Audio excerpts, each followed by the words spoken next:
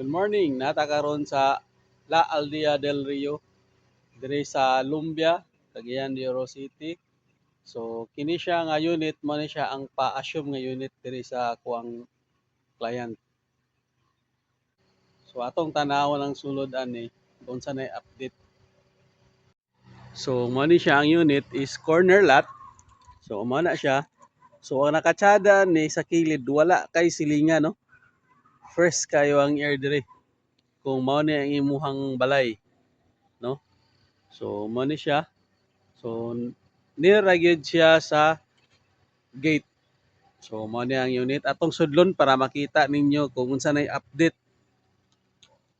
So mao ni ang update sa tuang unit nga Passion.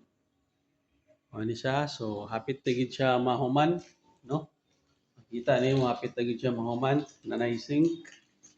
Tapos ang CR kamulo na.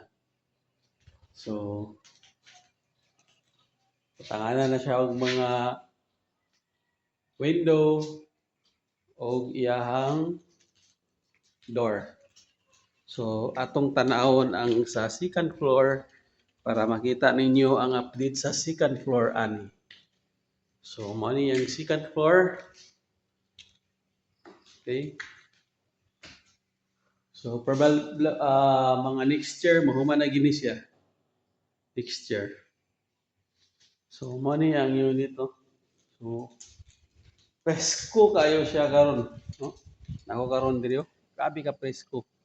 So kung gabi siguro ani, pwede dili na ka mag-aircon. Kay bugnaw kayo. So suma, kailangan mo. Wala siya itapad nga balay. So open siya, no? Open siya. So kini is 400,000 lang ang iyang pasyong. So paulian lang niya ang iyang nabayad niya equity. So kanang 400, appeal na siya ang redox ana. So wala pa siya na loan take out. So mo na ang iyang ano, gate oh, makita ni ang gate. Oh. So mo na ang gate. So mo na iyang clubhouse.